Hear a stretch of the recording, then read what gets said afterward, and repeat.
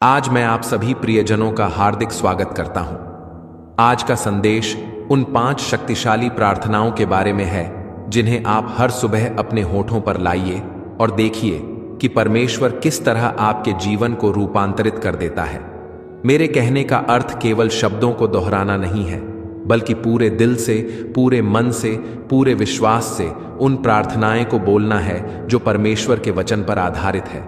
मेरा यकीन मानिए, जब हम सुबह के समय परमेश्वर की ओर रुख करते हैं तो उस दिन के लिए हमें नई ताकत, नया विश्वास, नया उत्साह और नई उड़ान मिलती है। मैं आपसे प्रार्थना करता हूं कि अभी से अपने मन और आत्मा को खोल दीजिए, ताकि इस संदेश के दौरान आपको परमेश्वर की आवाज सुनाई दे और आपके भीतर की आग प्रज्वलित हो जाए। आप बस 2 मिनट भी इस संदेश में डटे रहिए और आप महसूस करेंगे कि पवित्र आत्मा आपके जीवन के हर सने हिस्से में उतरना चाहता है, आपके हर दुख को दूर करना चाहता है, आपके हर असमर्थता के स्थान पर अपनी सामर्थ्य देना चाहता है। क्या आपने कभी अपने जीवन में ऐसा अनुभव किया है कि जब आप सुबह उठते हैं तो मन बोझिल होता है, दिमाग में परेशानियां घूम रही होती हैं, कल के बचे हुए चिंता के टुकड़े आज भी आपका पीछा कर रहे होते हैं और आपको लग रहा होता है कि आज भी शायद कल जैसे ही संघर्ष करने पड़ेंगे या उससे भी ज्यादा।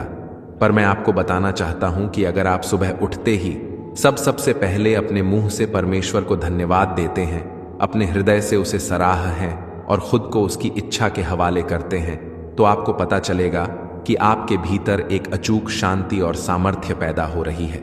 यह वही सामर्थ्य है जो सिर्फ परमेश्वर से आती है। यही वे खजाने हैं जो दुनिया नहीं दे सकती। दुनिया हमें केवल भ्रम दे सकती है, क्षणिक सुकून दे सकती है, लेकिन असली चयन, असली शांति, असली आनंद हमें परमेश्वर में मिलता है। इसलिए आज हम उन 5 प्रार्थनाएं पर ध्यान देंगे जिन्हें अगर हम हर सुबह ईमानदारी से परमेश्वर के सामने रखें तो हमारा जीवन बदलना शुरू हो जाएगा। मैंने कई लोगों को यह करते देखा है, मैंने स्वयं इसे अपने जीवन में आजमाया है और ना जाने कितने गवाहियां सुनी है कि प्रभु ने कैसे अविश्वसनीय ढंग से लोगों का जीवन पूर्णतः बदल कर रख दिया है। सबसे पहली बात, जब हम सुबह परमेश्वर के सम्मुख आते हैं तो हमें एक दीनता और समर्पण के साथ आना होता है। सोचिए जरा, हम इंसान कितने कमजोर हैं, हमारी सीमाएं कितनी स्पष्ट हैं, कितनी बार हम गलतियां करते हैं और परमेश्वर के अनुग्रह के बिना कुछ भी नहीं कर पाते। लेकिन परमेश्वर हम पर अनुग्रह करता है, अपनी दया बरसाता है और हमें हर नए दिन के साथ एक नया अवसर देता है। जब आप सुबह उठे और अपनी आंखें खोले तो सबसे पहले अपने हृदय में कहे, हे परमेश्वर, मैं आज के नए दिन के लिए तेरा धन्यवाद करता हूँ। मैं जाग गया हूँ, यही तेरा अनमोल वरदान है। तूने आज मुझे प्राण दिया, सांस दी, ये सब तेरी दया से है। मैंने कल क्या किया, कैसे रहा, क्या गलतियां की, मैं वह सब तेरे चरणों में रखता हूँ और तेरे अनुग्रह का स्वागत करता हूँ। यह विनम्रता भरी प्रार्थना हमारे दिन की शुरुआत एक सही दृष्टिकोण से कराती है। यह हमें याद दिलाती है कि हमारे पास जो कुछ भी है वह परमेश्वर की ओर से है और उसके बिना हम कुछ नहीं हैं।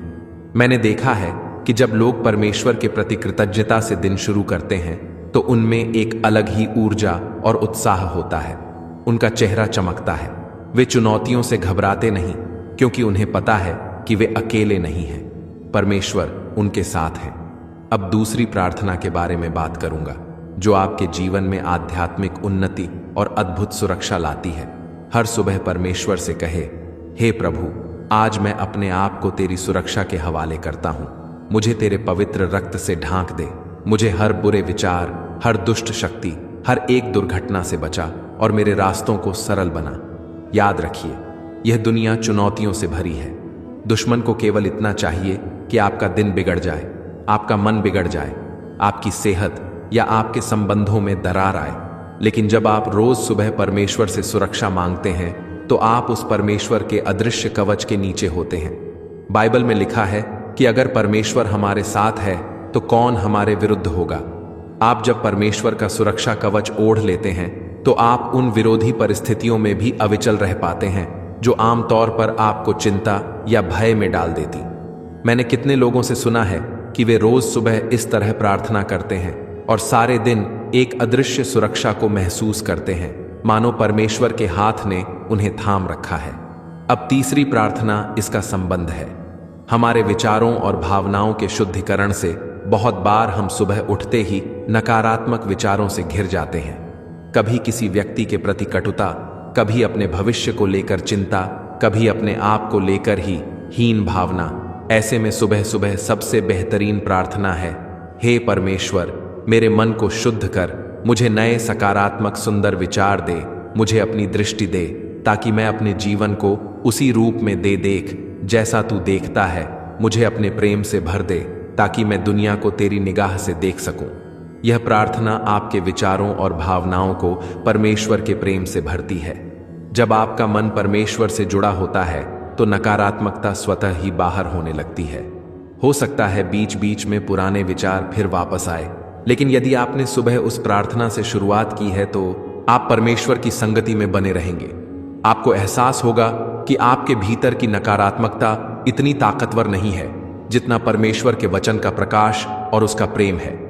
बाइबल कहती है, अपने मन को नवीक होने दो। यही वह रास्ता है जिससे हम पवित्र आत्मा को अपना मार्गदर्शक बना पाते हैं। बिना पवित्र आत्मा के हमारे प्रयास कमजोर पड़ जाते हैं, पर जब पवित्र आत्मा कार्य करता है तो हमारा मन पूर्णतः परिवर्तित होने लगता है।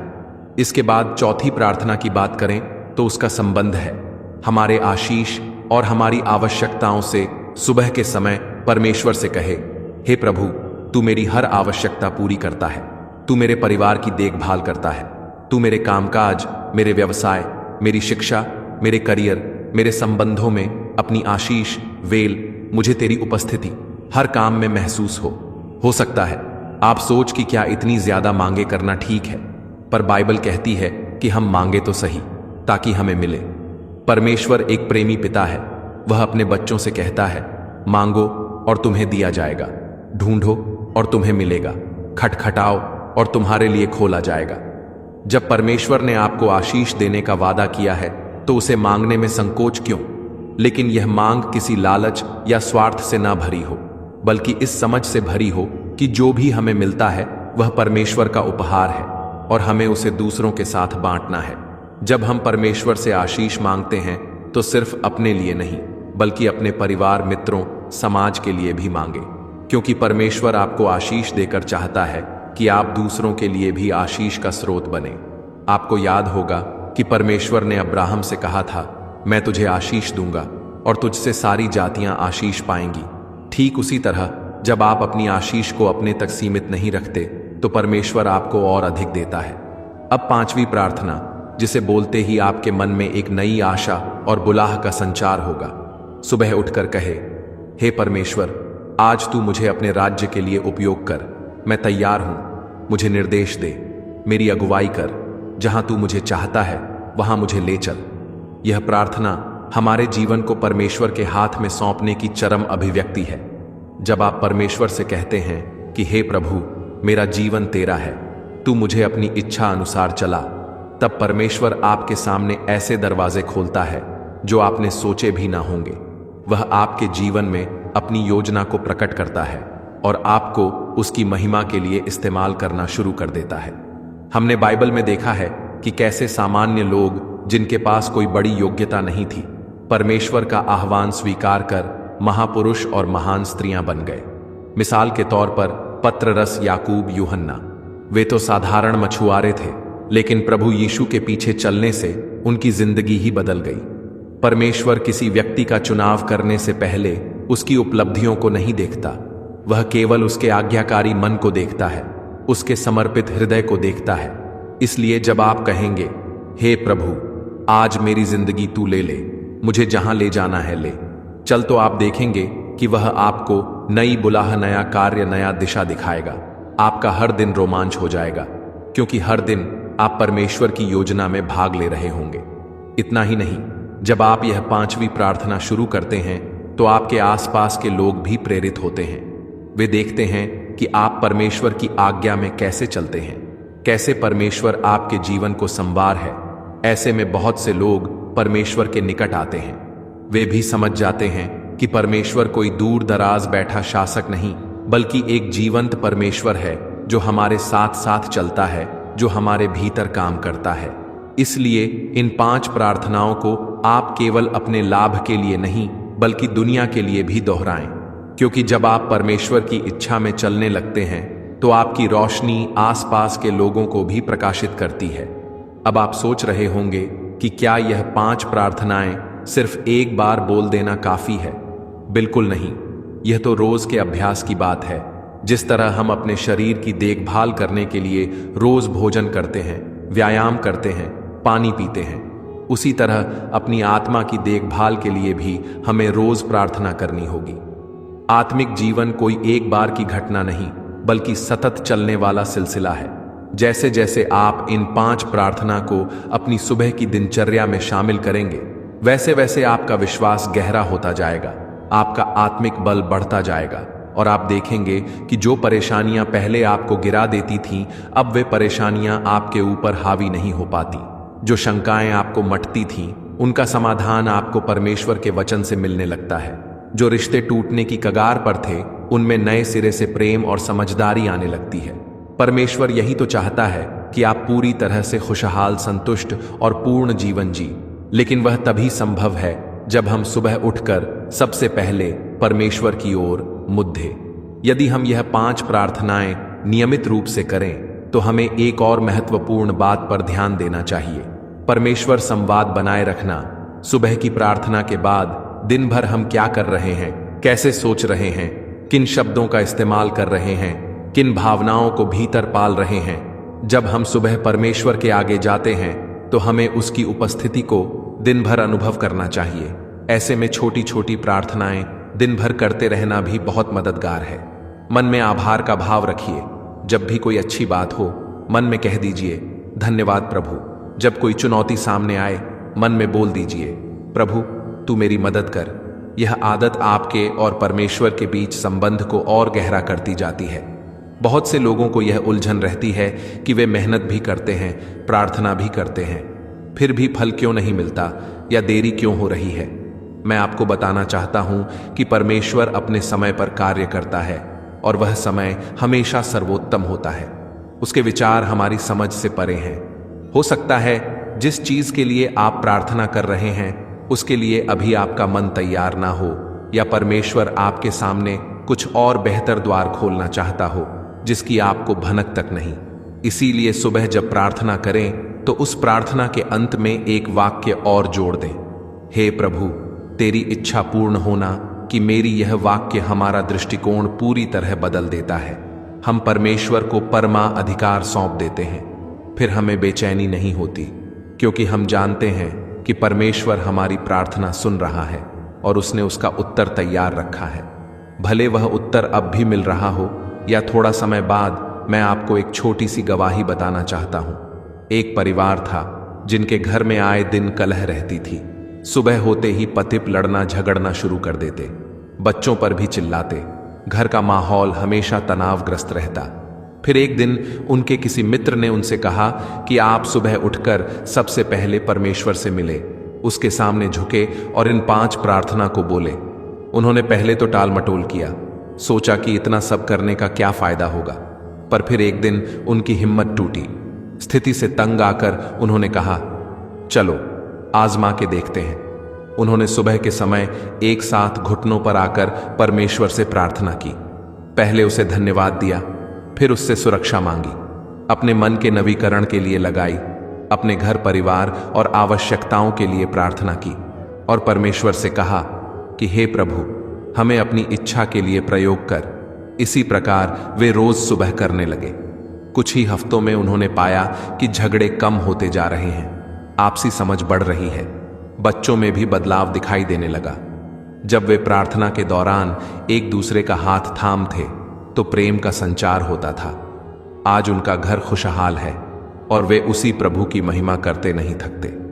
यह गवाही हमें प्रेरित करती है कि भले ही हमारी परिस्थितियां कितनी भी खराब क्यों ना हो, परमेश्वर हमारे लिए बदलाव ला सकता है, बशर्ते हम उसके पास आए और उसके वचन पर खरे उतरने की कोशिश करें।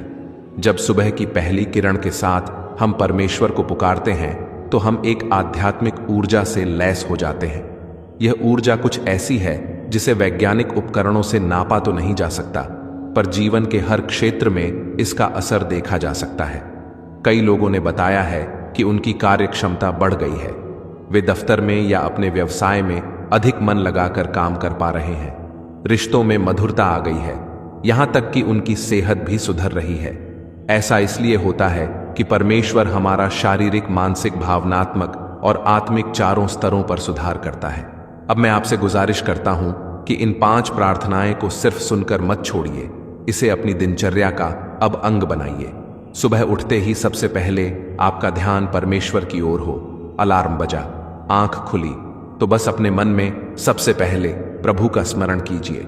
धन्यवाद प्रभु, आज के लिए, इस सांस के लिए, इस जीवन के लिए। फिर मन में कहिए, हे प्रभु, मुझे आज अपनी सुरक्षा में रखना। उसके बाद बोलिए, हे प्रभु, मेरे मन को शुद्ध कर, मुझे अपने प्रेम से भर। फिर कहिए, हे प्रभु, मेरी आवश्यकता को जानता है, तू मेरा पालनहार है। मुझे और मेरे अपनों को आशीष दे ताकि हम सब तेरे लिए जी सके। और अंत में, हे प्रभु, मुझे आज अपने राज्य के लिए उपयोग कर, जहां चाहो वहां ले चल, जैसी तेरी मेरी इच्छा। इस क्रम को आप अपने शब्दों में ढाल सकते हैं, अपनी भाषा में बोल सकते हैं। परमेश्वर हमारे शब्दों की बनावट या भाषा से ज्यादा दिल की सच्चाई देखता है। वह देखता है कि क्या आप वाकई उसके सम्मुख झुक रहे हैं या बस रस्मदगी कर रहे हैं। ध्यान रहे, प्रार्थना एक जीवंत वार्तालाप है। जब आप यह 5 प्रार्थनाएं पूरी कर लेते हैं तो थोड़ा रुक कर परमेश्वर की आवाज को भी सुनने की कोशिश कीजिए। मन को शांत कीजिए, बाइबल के कुछ वचनों का मनन कीजिए। हो सकता है परमेश्वर किसी पद के माध्यम से आपसे बात कर रहा हो, या फिर आपके मन में किसी व्यक्ति को क्षमा करने, किसी की मदद करने, कहीं जाने, कुछ नया शुरू करने का विचार डाल रहा हो। प्रार्थना का असली अर्थ सिर्फ बोलना नहीं, सुनना भी है। जब आप प्रार्थना के बाद कुछ देर परमेश्वर के सम्मुख शांति से बैठते हैं, तब पवित्र आत्मा आपकी आत्मा से संपर्क करता है और आपको मार्गदर्शन देता है। जो लोग कहते हैं कि हमारा जीवन बहुत अस्त व्यस्त है, समय नहीं मिल पाता, तो मैं उनसे कहता हूं कि सुबह का समय निकलना सबसे आसान है, क्योंकि उस समय हम दुनिया के शोर शराबे से पहले ही जाग जाते हैं। भले 15 मिनट पहले उठ जाएं, लेकिन परमेश्वर के साथ वह 15 मिनट आपके दिन की दशा और दिशा दोनों बदल सकता है। जैसे एक छोटा सा बीज एक विशाल वृक्ष बन सकता है, उसी तरह थोड़ी सी सुबह की प्रार्थना आपके जीवन में परमेश्वर के आशीर्वाद का विशाल वृक्ष विकसित कर सकती है। मैं जानता हूं कि कुछ लोग कहेंगे कि हम तो प्रार्थना करते हैं, फिर भी हमारी दिक्कतें खत्म नहीं होती। प्रियजन, परमेश्वर ने यह वादा नहीं किया कि आप प्रार्थना करने लगेंगे तो कभी कोई चुनौती या परेशानी नहीं आएगी। उसने वादा किया है कि वह हमारे साथ उन सब चुनौतियों में से गुजरेगा और हमें जीत दिलाएगा। मेरा व्यक्तिगत अनुभव रहा है, और आपने भी जरूर देखा होगा कि जिन लोगों के जीवन में परमेश्वर है, वे परेशानियों को एक अलग दृष्टिकोण से देखना सीख जाते हैं। उनको मालूम होता है कि हर तूफान के बाद इंद्रधनुष जरूर आता है, हर परीक्षा के बाद एक बड़ी गवाही का अवसर होता है। प्रार्थना हमें परिस्थिति के आगे घुटने टेकने के बजाय परमेश्वर के आगे घुटने टेकना सिखाती है, और जब हम परमेश्वर के आगे झुकते हैं तो परिस्थितियां हमारे सामने झुक जाती हैं।